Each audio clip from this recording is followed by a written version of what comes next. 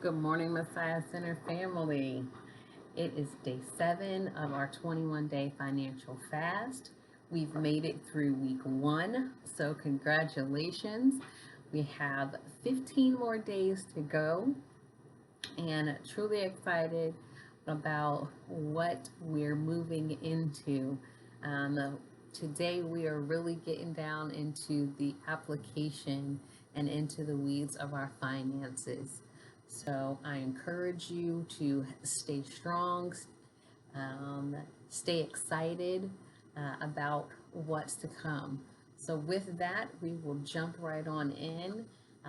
For day 7, our topic is the benefits of budgeting. For me, this is really exciting. This is the fun stuff.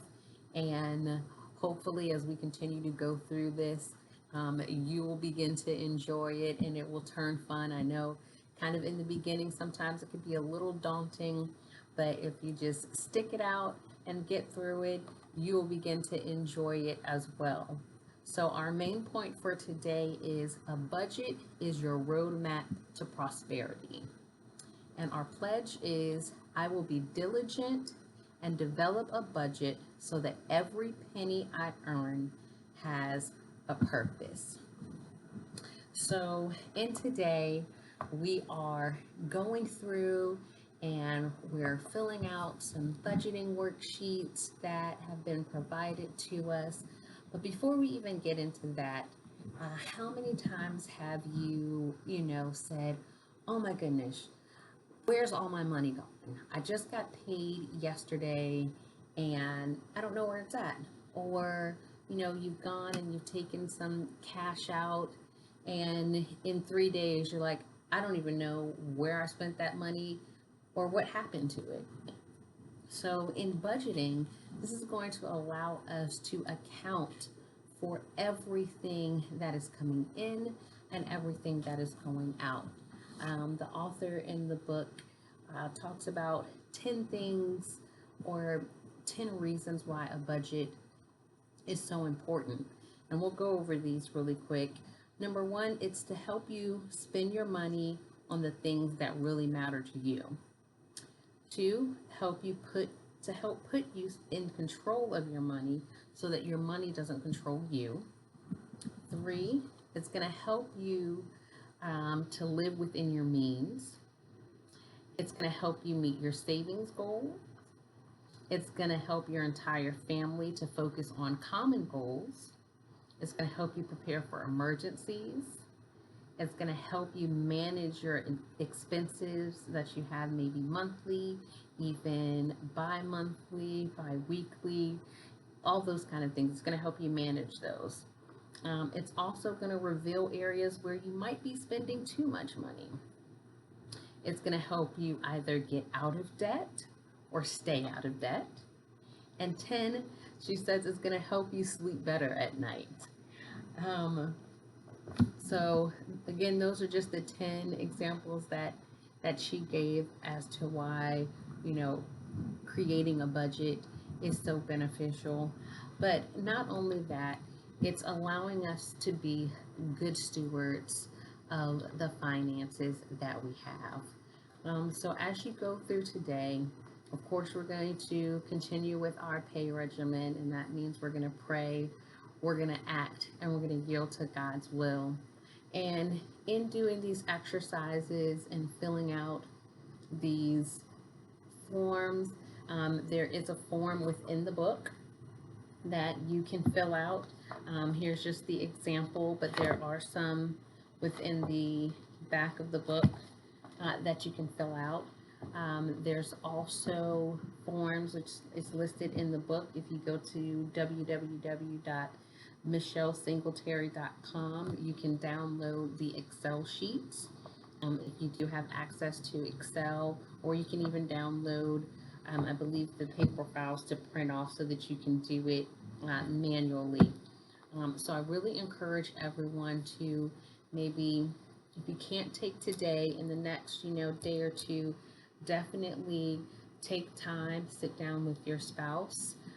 If you are married, if you're single, take a time to sit down and really go through your finances. You're going to write out how much money you're grossing, how much money you're netting, and then you're going to go through and write out all of the bills and expenses that you pay on a monthly basis.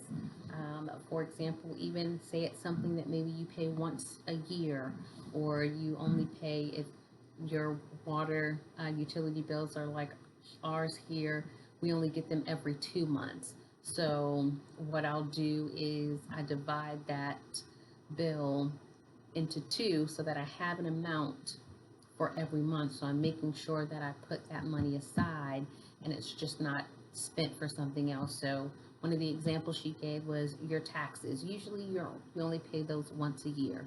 So whatever that amount generally is, you'll take that and you'll divide it by 12 so that you have an amount or a set goal to, put away monthly. So then when that bill comes around, that on that yearly cycle, you have those funds available to pay that without, dipping into any other savings, or as she would say, rainy day funds. She does kind of go over some percentages. I'd like to share something that I use, and hopefully it'll be a little easier because there is a chart in the book that breaks out kind of where you should stay in when it comes to your mortgage, when it comes to your food, how much of your income should go to that. So something that I use is called the 70-20-10 rule. So essentially, of the money that I'm bringing in, 70% of that should cover everything. That should cover my mortgage, my car bill, my monthly auto insurance, gas, groceries, food, anything that's a necessity that I need to have, or even things that we want to, have it, maybe not a necessity, but it's a need. So, for instance, our children do extracurricular activities.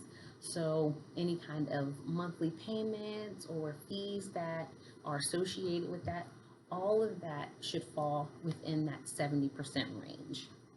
Then you have the 20% range, which you use for savings. However, if you do have some debt that you need to kind of knock out, then you utilize that to help knock down some of that debt before you start saving, because there's really no reason to start saving a whole lot of money if you owe a whole lot of money. So, if you decide with that 20% that you're going to keep 10% of it and put it away in savings accounts, and then take the other 10 to put it towards debts that need to be paid, then you can do that. And then finally, it's the 10%. And of course, for us, that would represent our tithing, or charitable donations, but that 10% is covered there. So again, that just kind of helps without kind of, it may be a little daunting when you're looking at, okay, I have 30%, I got 10% here, I got 6% here, trying to do all those percentages. So hopefully that'll help you kind of manage it a little easier with just those three percentages. So again, 70-20-10, 10% is tithing, 20% is savings or going towards debts, and then 70% should cover all bills that I have to pay for that month. Another tip that she gives that I utilize as well is setting things up for auto pay. So when you have bills or your mortgage or your insurance, and even when you're setting aside savings, set those things up on auto pay. That way you kind of set it and forget it.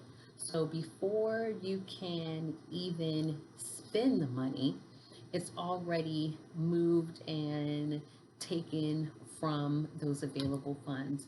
So for instance, I'll use myself as an example again. We get paid bi-weekly. So on those pay dates, I automatically have money going to our savings accounts, money going to our kids' college funds, then money going out to, our mortgage and or other, just kind of normal bills, electrics. So it's already set up. I don't have to go in there and manipulate it, or, oh, I thought I'd paid this. It helps you to really decrease those late fees, because we all know life gets busy, and before you know it, your due date is passed, and now your $150 bill has now increased to a $175 bill, because you have to pay a $25 late fee. And that's $25 that maybe you could have put to a savings account, maybe could have finished paying off something that you owed on. So we don't want to give money away that we can keep and utilize for something else just because we we forgot. So, for our activity today, of course, it is to download those worksheets, um, get busy filling them out. Um, don't give up. It may take more than one day, it may take a couple of days, but that's okay. It's really going to show you where you're at. And she's also encouraging us to really write in our journals from now through day 11 about any feelings that we have towards our budget, because we're going to have to face those and work through those. I know that in writing all of this information down, it can be, a little stressful. It can be a little discouraging, especially if your finances aren't really where you would like them to be. But I encourage you to not give up, because we all have to start somewhere. And we're going to make the decision, and we're going to dedicate the time, and we're going to go ahead and write down all of this information and be dedicated to making our finances better, improving them, and moving forward from where we are now. And the only way we can do that is to start. So again, I encourage you all to, take that time, set some time aside. Um, Again, get with your spouse if you have one, because it's good for both of you to understand what's going on. Even if one of you is kind of, more focused or more involved, it's still good for both of you to have some say and conversation of what's going on in your finances and how you would like to move forward. So again, we thank you for your time. Um, Pray that again you continue to be excited as we go through this 21-day fast. And I'm really excited to hear all the things that and testimonies of what's going on as we work through this next few days and apply what we've been learning. So we pray that you have a great day, and we look forward to seeing you tomorrow.